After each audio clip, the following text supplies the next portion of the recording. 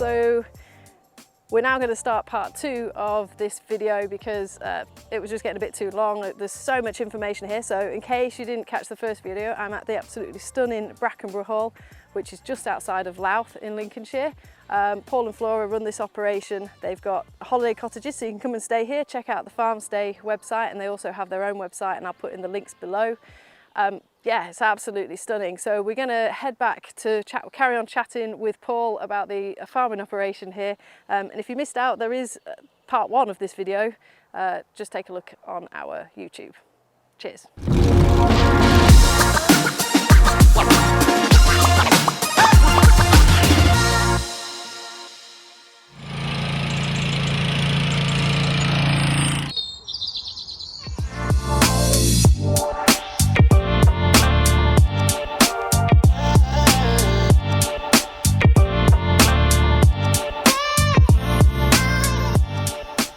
So I'm just taking a bit of a wander with Paul. We're going to go and take a look at the... I'll take my hat off. Oh, he's going to take his hat off. You better start again.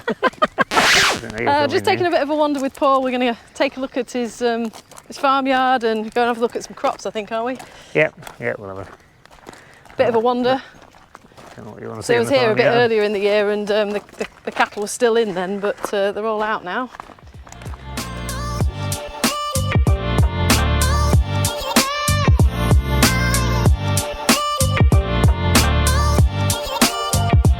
We've had a lot of hot weather recently, and everything's quite dry and dusty, isn't it? Yeah, it'll be very different from what it was when you came before, I think. Well, we were lucky. We got a really nice day. It like rained in between. Yeah, I was going to say it was a nice day, but I bet the yard wasn't dusty like this. So we came out here last time, and we did. I couldn't remember what we'd done. Yeah, actually. no, we came out here, and obviously the crops look quite different back in maybe March time, I think. March, early April. Yeah, the cattle like was still, was it April? Maybe March. It's such an amazing view. I'll show you. It's a bit hazy, isn't it? Yeah, it's a bit hazy today. Do you do any hay? We do, yeah, we haven't cut it yet. Actually, whether we should have done while it was decent weather or not. You've got something. Yeah, I've got my thing come out my pocket. Wow, that is a view. So, what are we on with this year then? What's this? What's the crops that you've put in? Well, obviously wheat. But... Well, this is wheat just here. As it happens at Brackenborough Farm, which is the home farm, it is all cereals this year. So it's not that exciting to look at, but we've got wheat, the greener crops here. And it's winter barley, which is where we'll start harvesting in a month's time, I suppose. Yeah, it's not going to be too far away, is it? A month's time, further in the distance. So when would this have been drilled then? This was drilled mid-October time. We're not stood at the best bit of the crop, just stood right here. But well, yeah, I know. You always want to show your best bit. We have to go in a little bit, eh? Yeah. It's always a bit like that on the headland, isn't it? Yeah, fully go into that first tram line. Oh, dog's leading the way. The dog's knocked it all down. So what variety is this? This is Inciter. So it's Inciter second wheat. Second wheat? It's a second wheat, yeah. It's very good for second wheat, doesn't it? It does look alright, yeah. Yeah. Yeah, that just goes at that angle because of that telegraph pole. But anyway. You told us that this is quite a bit of a... There's quite a lot of history in this area, isn't there, as well, I think, if I remember rightly. on this hill actually was part of the village. It was plowed up after the Second World War. So there was bits of the deserted village here. But I think what's interesting about the crop here, to anybody who's interested in the farming, is it's drilled with a strip till drill, a Missouri drill, so you can see the wider rows looking down it. With the idea that we release less carbon and burn less fuel, and strip till is fairly descriptive. It just tills the strip that you're going to put the seed in, but it leaves it on the wide rows. So how long have you been doing that kind of drilling then? We got a Missouri drill. We're actually just in the process of getting our third one with the current grant schemes. Right, okay. So 2012 or 13, I think we've got the first one. We've gone a bit wider since then because we're using it a bit more. But so this is the second wheat, meaning it was wheat last year as well. So we drill that with the Missouri. We drill wheat after beans with the Missouri. But we do still have a conventional drill as well.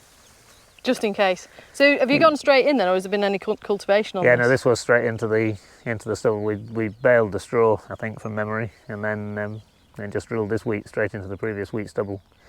And the wheat to our right as we look is drilled with the Missouri straight after beans. Yeah, likes it after beans, doesn't it? Yeah, but we do still cultivate a bit. We can't actually explain. Yeah, I wondered, but I wasn't going to mention that actually. There's I don't know if you can see on the GoPro, but just over there, there is. I'm guessing that it was a missed bit that you've come back and drilled, yeah. or. Well, that's why we can't remember it, because as far as we know, I mean, it's quite clearly a different variety, but we can't think of any logic as to why there's just two Just drill one greens. one random bit. Yeah. Because Ian who does the drilling. I was going to say, who did the drilling? Well, yeah, we tried to get. He lives there, so he's well in view of it all the time. Oh, so he's got to look at that one strip, wondering what happened. Yeah, it's a different variety, I'm sure it is. And it certainly is the drill. It doesn't match with the spray being, sections of the sprayer being wrong. So has this been cultivated much in the last sort of 5 years then, or have you pretty much gone to a direct drill method? What will this have been? This will have been. We do still plough the land for beans, although we then use the Missouri because it's very good at getting beans in deep enough. After rape, we still cultivate because we're very often spreading muck on that anyway, and spreading manure on that, and therefore work it in rather than direct drilling into it. I think it's about 3/5, something like that, Missouri now compared with conventional. Well, because a lot of people, so I obviously don't massively understand it. I'm just trying to learn. But a lot of people, as I understood it, when you go to sort of a direct drilling format, you generally have to go with it, stick with it, and you 5 years down the line before you really see the results. People who are really committed direct drillers, well, the strip till isn't quite a direct drill because it's technically a direct drill. The only thing touching the ground is putting the seed in. So the strip till drill does have a loosening leg in front in front of the drilling leg. And yeah, you're quite right that we're probably not the committed. There's just sections of our rotation where it just suits to cultivate still. Yeah. And it may help with blackgrass. So we plough once. It's about an 8-year rotation, so we plough once in that time. But when it's after rape, although technically it's minimum tillage, we actually cultivate a fair bit then without ploughing, but working it in. Well, every year is different, isn't it? Your weather's different. It doesn't. Yeah, some things work one time. Some things work another time. So how do you get much blackgrass here then, or? We do. You're actually looking at one of the best fields, I have to admit. So we do. You're not meant to say that. You're like, this is the worst field. So we have got some blackgrass. You always look around for blackgrass in the winter and you think you've done a reasonable job, and then there's always more come June than you ever thought there was going to be. Yeah, I think this year's been a particularly bad year for it, hasn't it? It's patchy. Yeah, we've got patchy blackgrass in the field. Though we can't see it from here, but in the valley where that goes down, there's quite a bit of blackgrass there, and there's blackgrass on the wood side of that field. So what are your, to try and kind of go against the old blackgrass? Obviously, there's certain types of spray, drilling a bit later. Yeah. How do you find that with this kind of method? If we had a serious blackgrass problem, I don't think we would just strip till straight into it anyway, because we're trying not to get rid of the blackgrass. You'd want to cultivate beforehand and then spray it off. And certainly we certainly are drilling a bit later, but I think you take a risk, don't you? I think a lot of people have, quite. I personally on our land don't want much left to drill by the middle of October. It just gets the days get shorter, the land gets wetter, and I just hate it when it's getting dark, and if you get a shower it seems to take a week to dry, whereas in September it takes a few hours. It's massively different. When it comes to, again, a lack of understanding maybe, I would have thought the direct drilling method when it comes to blackgrass, if you stuck with it, would that mean you're not cultivating up the blackgrass seeds and bringing them back to the surface? Would it actually make it better? Yeah, is that the theory and reality are two different things? Different weeds. Blackgrass, as I understand it, if it doesn't germinate, 75% deteriorates anyway, won't germinate the next year anyway, whereas wild oats can be under the ground for 6 years or 10 years, something you can plough them back up again. So blackgrass, if you can bury them far enough, even if you bring them back up, you're not going to get that much the next time. That's the theory. Having said that, 25% of your blackgrass seed is generally enough to have a problem, and then it's managing the following years, isn't it? And they produce 1,000 seeds each or whatever it is. Yep, so it's a bit of an inherent. So it's to do with.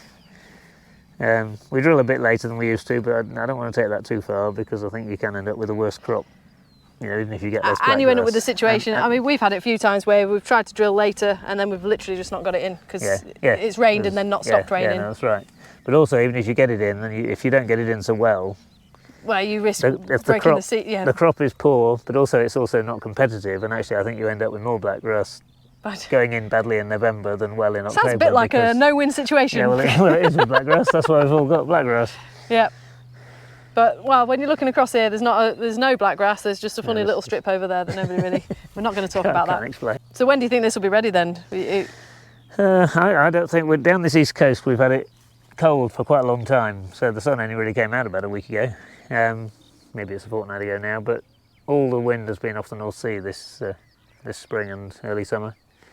So it's taken a bit to get it growing then, really. Yeah, so it came out of winter, I think, fairly forward, and I think now we're back to more like an average sort of harvest, so middle of August, whereas last year it was the beginning of August for the wheats.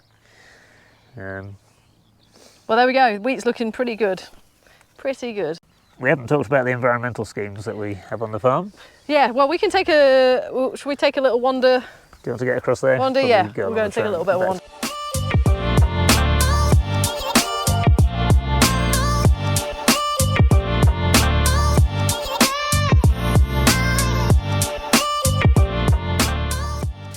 Yeah, it's a 4-metre drill with the trum line in the middle, so it's quite clearly two breeds of the drill.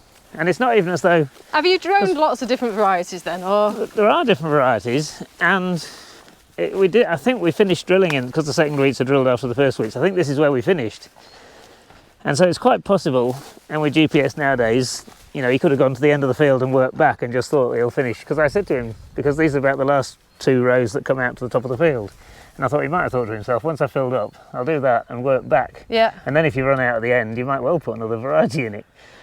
But it's exactly, if you fill the drill because you're running out, you tend to have a bit where it fades from one variety to the other. But it's quite clearly one round or 2 exact breeds. But it's not sprayer width or anything like that, No, it doesn't is it? tally with the spray division. You know, it doesn't tally with the spray divisions. So I'm sure it's a different variety, but we haven't worked out how. And it's generally Ian writes things down if he's done anything different.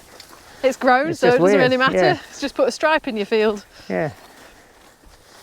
Yeah, I'm not overly worried about it, but it's just nice to know what happens. It's just nice when you can explain things. Yeah. So one of your environmental schemes is margins, is that? Yeah, so we're in a higher level scheme, which is actually running out now because it was an old EU scheme. So we can see here, quite a lot of the fields now have margins around them, and the hedges are only trimmed at most once every 3 years, so we get a nice big bushy hedge, which is, the margin is 6 metres, but the first 3 metres are mown every year and the next 3 metres isn't, so you get a variety of habitats within that, and the idea is you're feeding the base of the food chain to feed the higher things. And with the hedges, I didn't realise when we trimmed hedges every year that basically you don't end up with any flowers or berries if you trim them every year, and now the hawthorn hedges are a lovely white in May. And we had a long hawthorn flowering season, didn't we, this year? Yeah. And then once the leaves go off in the autumn, they're a sort of deep red with all the amount of berries there are on them. For you, because obviously it's quite a productive farm, isn't it? So how is it? Does it work for you then? The schemes? Well, it does in certain places. The reason on a field like this, I don't think otherwise. Most of our margins are near watercourses, which helps from the environmental point of view. So you're not drifting sprays or fertilisers into the watercourse. But it also helps us from a farming point, just a management point of view, because otherwise you have to do LERAPs, which are local environment risk assessment of pesticides, and then if you spray too near so it just means you can avoid half the rules if you just protect all your watercourses. So this is a bit of a freak being down just what is a hedge side, but the 3 main habitats that were identified, this goes back 20-25 years when there were first environmental schemes. The 3 main habitats here are the permanent grass of the park and the paddocks going round.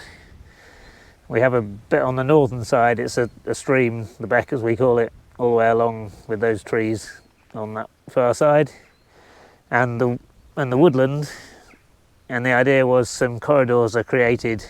So this margin is actually part of what just links the parkland with the wood and then there's another margin going across from the corner of the wood to the stream.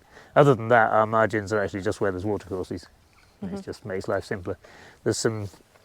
We've got some,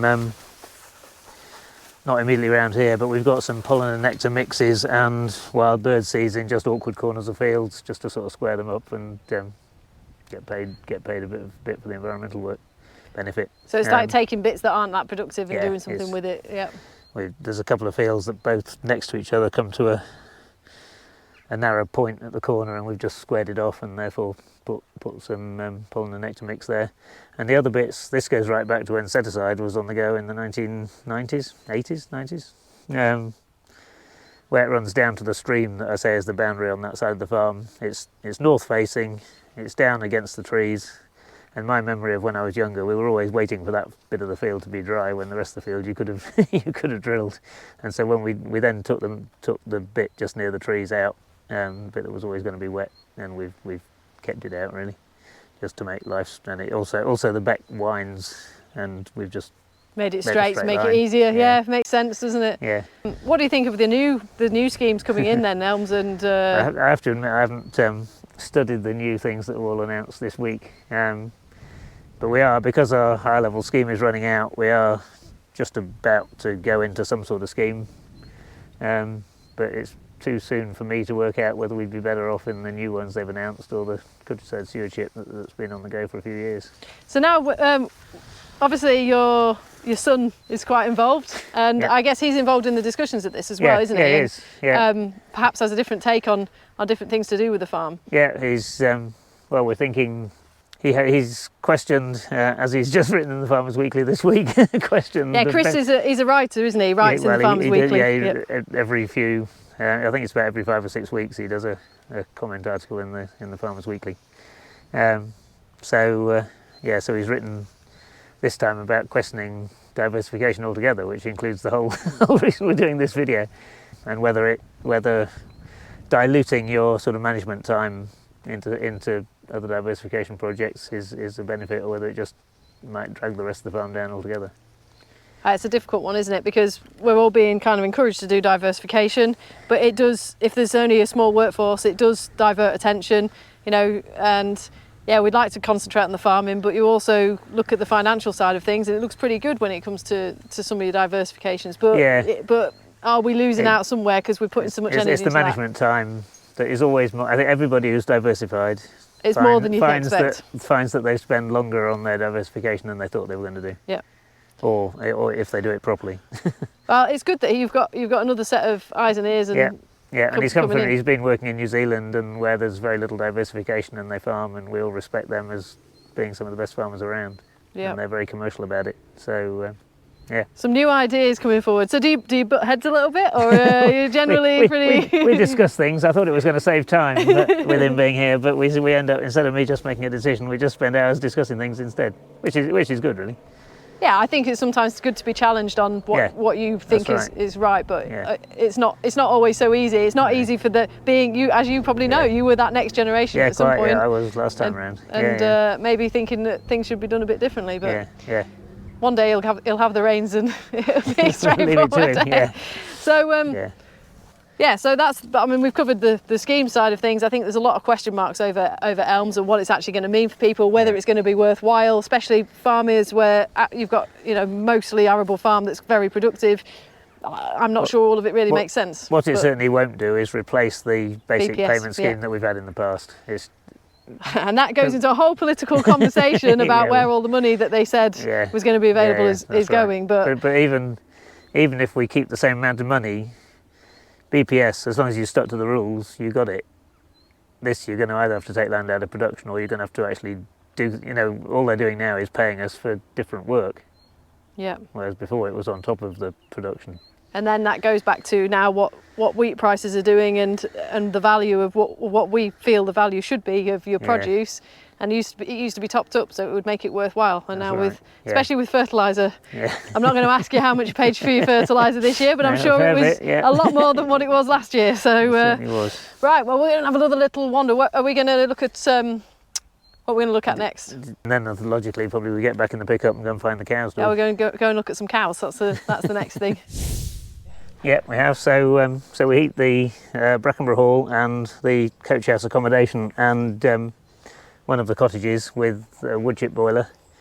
And this is the timber from on the farm. Some of it's just fallen down, some of it's felled where we're thinning part of the wood. And so it's sustainable then, isn't it? It is sustainable as long as you keep it's carbon neutral as long as you keep planting trees to replace them. So I'm guessing you plant a few trees as well. Yeah, yeah.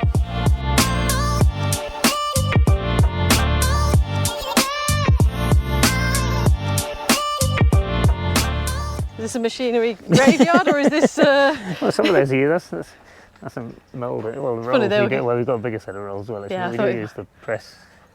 Yeah, we've got 12-metre rolls now. This was used this week.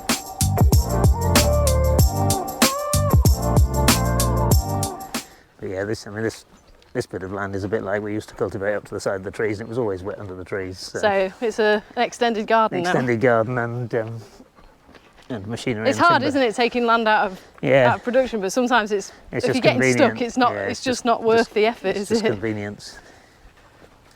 I remember what we talked about last time I was here about Lincolnshire being flat, but actually it's not that flat, is it? No, it isn't around here.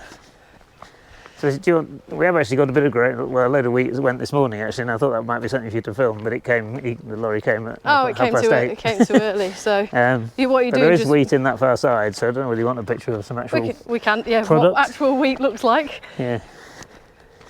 So you've got drive on floor. Yeah. Yeah. Nice. Trying to make space for this year's harvest, I'm guessing. Yeah. So we can either open that, or you can go up there and film inside it. Yeah, we can have a little look, can't we? Are you all right going up a ladder? Maybe. Or is it? We'll see. Is that a bit risky doing that? Do you want to open the door? Yeah, probably. I'll still switch the lights. Well, I'll switch the lights on and see. I'm quite clumsy. Well, it is quite it's a vertical, it's just a vertical ladder up to the.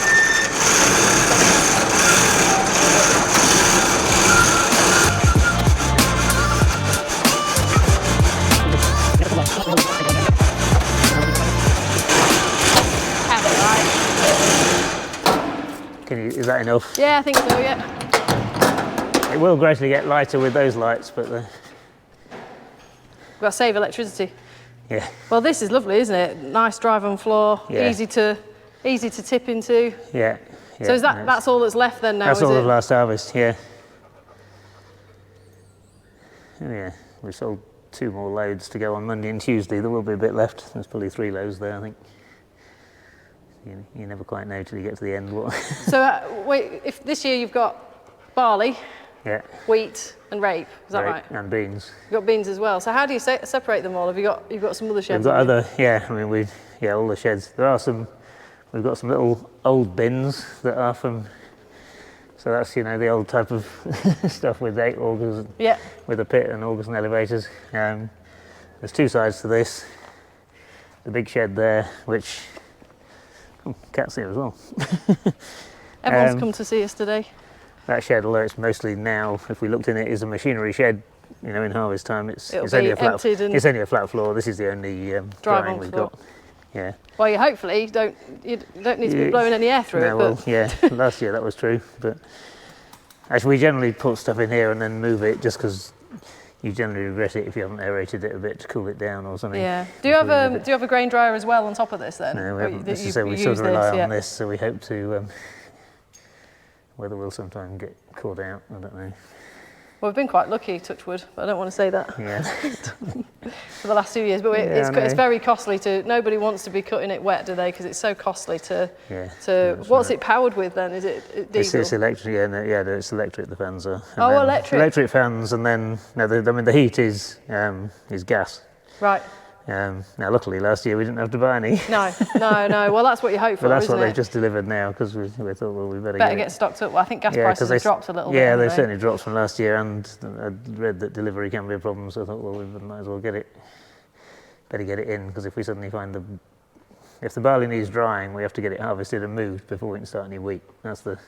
It's a bit of a pain. That's the issue, because it takes quite a long time. If we had a continuous dry, it'd be fantastic, but this is not a quick drying system at all. You have to blow the moisture out the top, and it's that deep and that sort of thing. And with modern combines, if you have to go when it's wet, you soon have quite a lot of wet quite quickly. Yeah, yeah, because obviously, yeah, it's all the air's coming up from the. It's only blowing through it. It's not like having a continuous flow. Natural, and also, like a dryer. Modern systems would have stirrers and that sort of thing, which we haven't got, which speeds up the drying as well. But so, what's for harvest then? What's the operation then? Is it who's on the combine? Well, I generally drive the combine.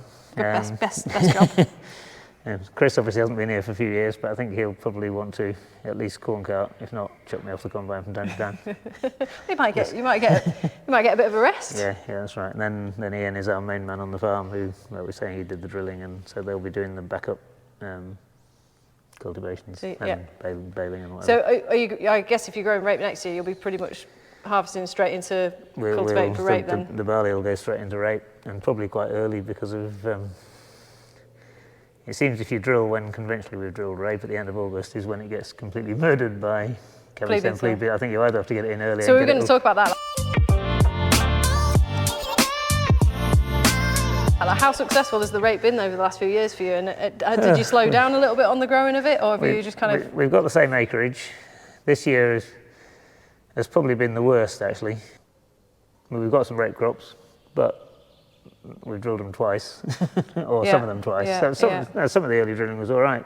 It just seems completely random, and we've got some neighbours who theirs was all perfectly all right, in the field right next door to us.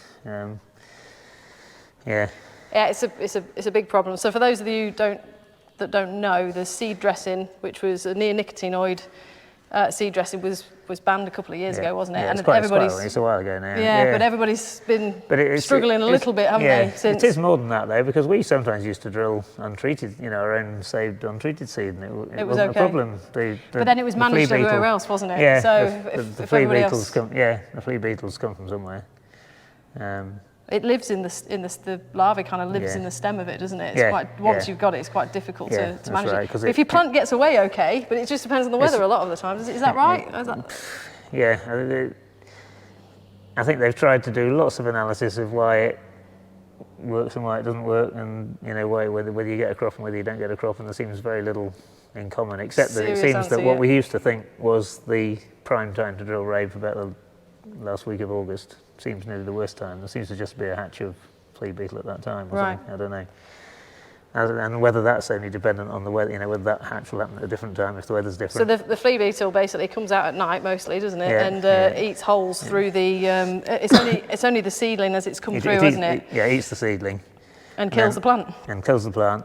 If the plant survives that, it then lays its eggs, which then makes the problem even worse. Eat the inside of the stem. So you end up with absolutely nothing at the end of it. And then sometimes in spring, it's got right through the winter, and then they eat it out in the spring instead.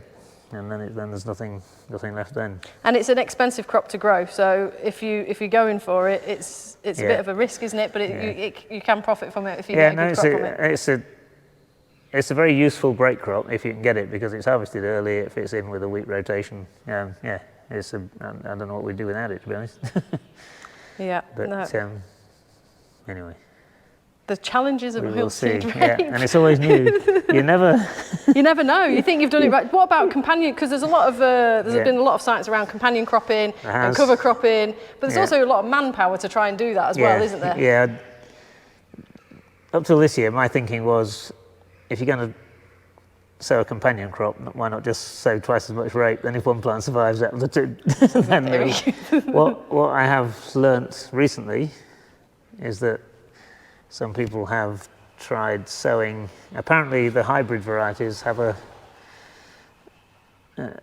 less susceptible stem, so it's harder for the adults to get into it than the conventional varieties. So we might try this. If you plant a conventional with a hybrid, on the assumption the conventional get taken out by the flea beetle, they might leave the other one alone. Whereas if it's all hybrid and they don't have a choice, they'll get in anyway, because they'll try hard. They'll try until they get in. No, there's a lot of challenges. That has been a suggestion. So is that we're going to go for that then? I think we will try that. Whether we'll try it on all of them or what, I don't know. Well, you have to spread your risk a little bit, don't you? You can also make it relatively cheap, because as long as you've got some conventional seed, you can just mix some home saved seed with it. It doesn't have to be bought in seed.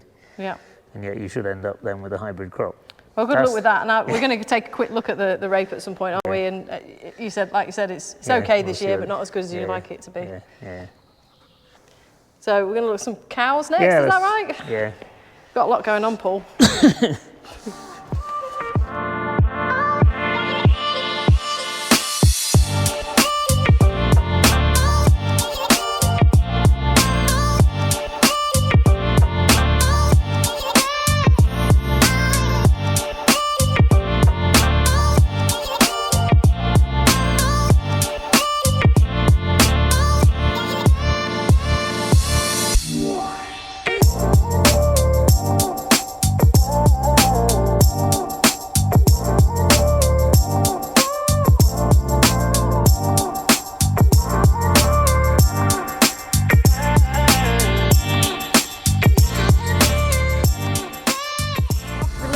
Oh, we can see some cows. Oh, they're there. Not they're too far away now. fairly concentrated as well. Yeah. So have you always had cattle then since you were young? Yeah, there's always been cattle here. When I took over, I said earlier that there were many different things there were in the 60s. We'd specialised a bit beyond that, but there were still cattle and sheep. And then a little bit after I'd taken over, the shepherd left, and so I sort of had to make the decision then which we stuck with. So we stuck with cattle. With all the grass, well, we used to have some grass in the arable rotation. All the grass is now permanent grass, and I think that suits cattle a bit better than it suits sheep. Having said that, there's been times when we've thought, oh, sheep are doing well and we're stuck with these cattle that aren't making anything. I think it swings and roundabouts, isn't it? What you've got to do, what I've learned, you've got to decide what you're going to decide and stick to it, because if you react to the market, by the time you've got anything to sell, it's always too late.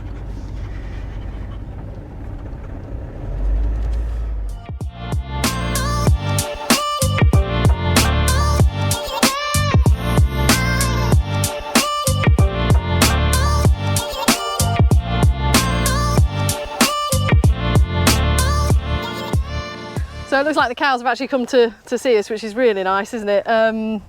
What breed are they then? Well, the cows are Simmentals or Simmental crosses, so that's the light coloured brown and white ones. The bull, who is here somewhere actually, he's still sat down over there, is a Limousin bull, and so the calves are Limousin cross calves, so they're a sort of darker version of their mothers with a bit less white on. And what made you choose that breed? The Simmental it's a Swiss breed and is known as a dual purpose breed. So although in the UK it tends to be a beef breed, on the mother's side it does. They produce quite a lot of milk. So obviously with a single suckler herd, so our calves suckle their mothers. The calves get the benefit of the cows' milk production. And the bull, being a Limousin, is a pure beef breed, good conformation. Easy calving because they have small heads, and we certainly don't have a lot of calving trouble now. And the combination grows fairly quickly. And the benefit of crossing two separate breeds is you get what's called hybrid vigour, so you get more production than the average of the two. So have you tried a few different things then and then settled on this, or? Yeah, I suppose it going all the way back. My father had a pedigree Lincoln Red herd, as most cattle farmers around this part of the world did. And then various issues started developing with that, and he went towards Herefords initially, or Hereford crosses. I suppose I then learnt that some things grow a bit quicker, and there was a bit of a move to continental breeds generally. Probably now, as a whole, there's been more of a swing back to UK local breeds. But having found the Simmental and Lim cross, I quite like it, so we'll stick to it. We certainly don't get a lot of calving trouble now, and that's a very big plus, both from management point of view, animal welfare point of view, production of the cow, so you're not damaging them, much more likely to get them back in calf again. There's a lot going for it, I think. You were the one that made the decision to change from sheep to really sticking with just cows. With cattle. Yeah, when I was first on the farm, it goes back to the 80s, so we're talking quite a long time ago now. We did have both cattle and sheep. We also had some more temporary grass lays within the arable rotation. And it came to a point where we had to decide one or the other. I just thought beef was better on the grassland as we have it now, which is just the permanent grass. And land can get sheep sick, but cattle do fairly well on permanent grass. I suppose now that's moved on a bit. because it is all permanent grass, it's all in the environmental schemes as well. So it doesn't get any fertiliser. So it's all stewardship grass now, and I think that. And as it happens this year, we seem to have a lot more. We've had a lot of dry springs recently, and we've had very little grass by this time of year. You can see in the pictures here, there's far too much really. We should have twice as many cattle, and they would have stopped it all going to. It's all gone to seed very quickly. So how many cattle have you got at the moment then? There's about 50 breeding cows, and we have increased a little bit actually. So we've got sort of 120 odd head, so we've got 2 years worth of calves, if you like, but with increasing, we've got I think 35 yearlings and 41 of this current lot of calves.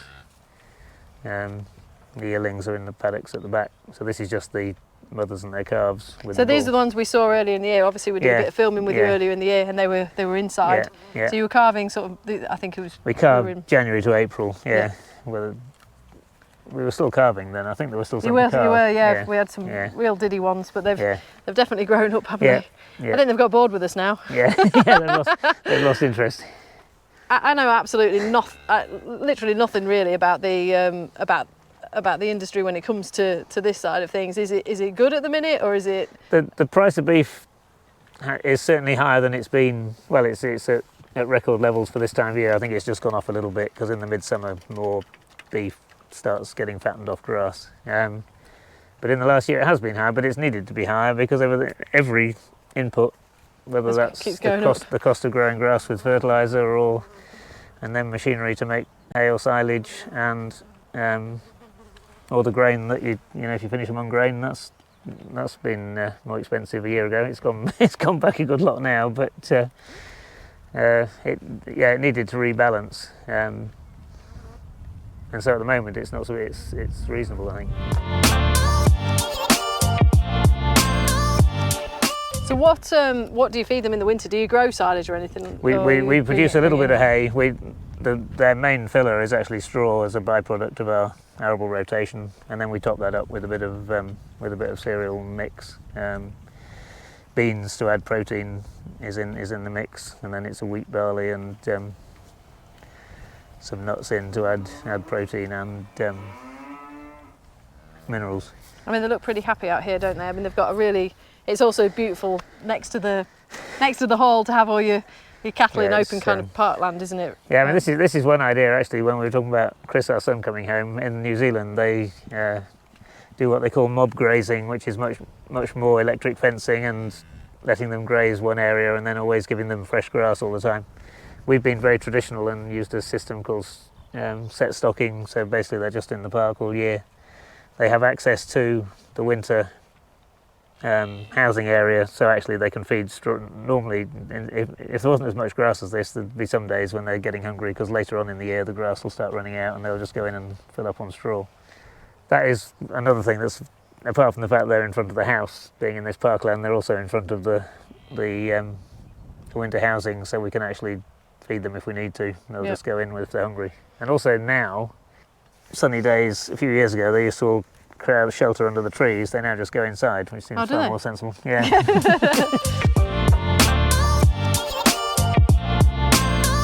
So we can actually see your bull now. I don't know if you'll see it on this camera because it's. Has he got a name? Yep, he's called Richard. Richard the bull. Yep. Yeah. It's how long have you had Richard then? He's a youngish bull, so he's about 2.5 now. So this is his second year with them.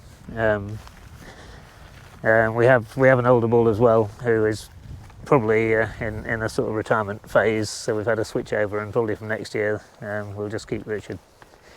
Well, Richard looks like he's doing a pretty good job. He looks so he's interested at the moment. Yeah. I also have a brother called Richard. And, right. I got an email last year with the heading. Richard's fertility results, which I immediately forwarded to my brother. Well, it looks like they were probably quite good then, really. Yeah, he seems to have produced a few calves anyway.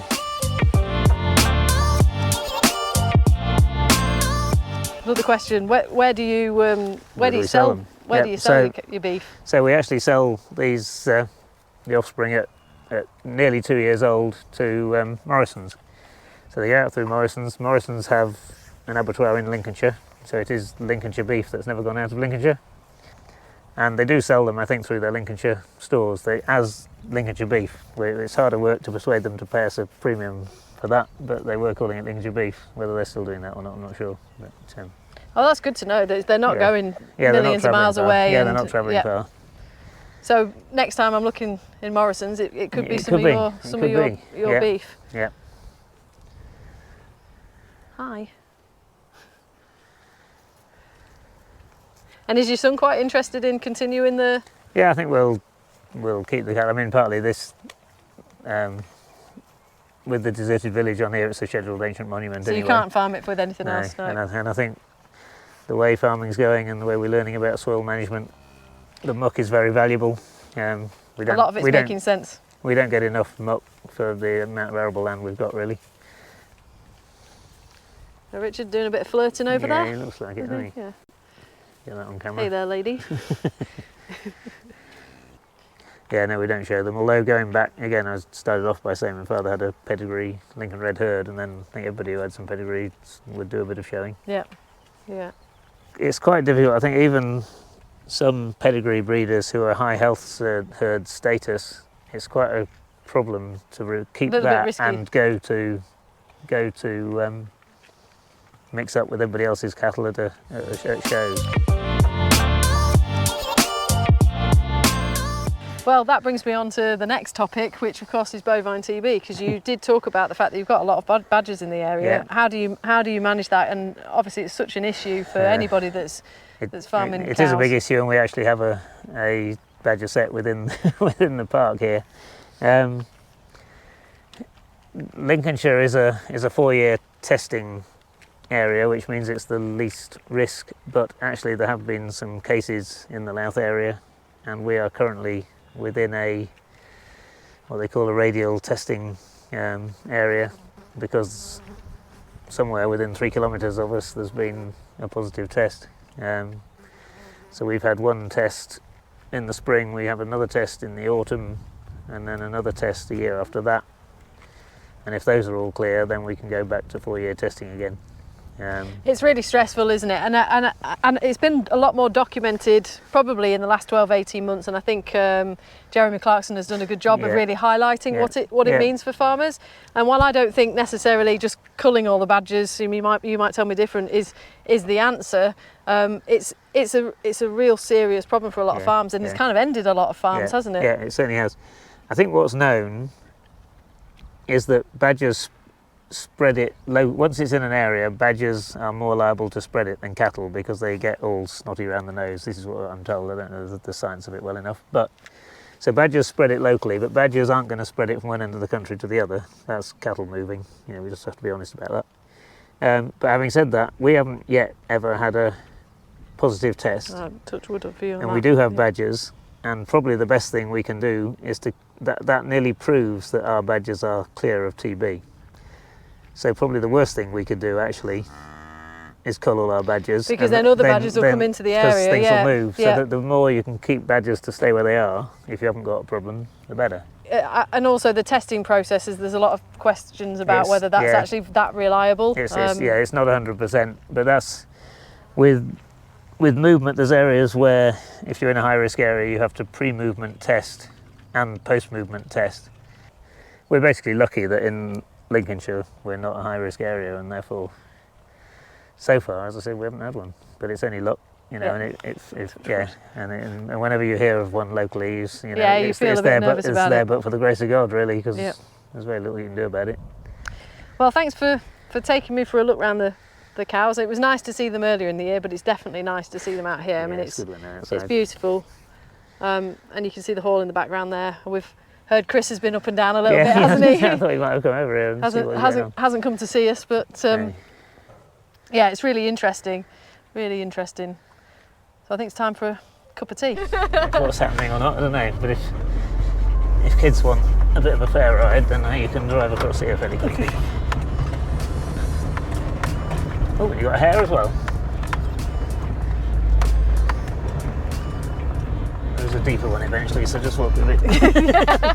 It's all a bit overgrown now, so I can't see exactly where the Which one's which? Thompson Hollows are, but you get the impression anyway.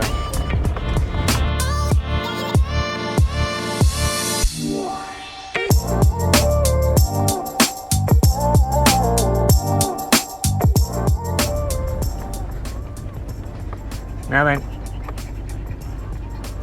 Oh. Oh, right. Who's on the phone? Oh, sorry. Does it trail like that all the time? The pipe just trails like that all the time, does it? Yeah. Yeah, we just Went to chat about some cows. Mum had mentioned the rig and furrow, so I thought, well, I'll show you what it's like. That's what if you thought we were playing.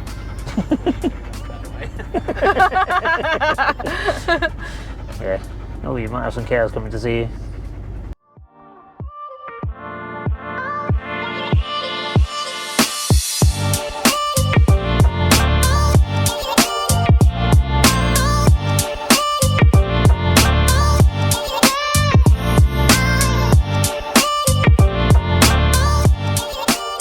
Well, that kind of brings us to the end of the farm tour, doesn't it?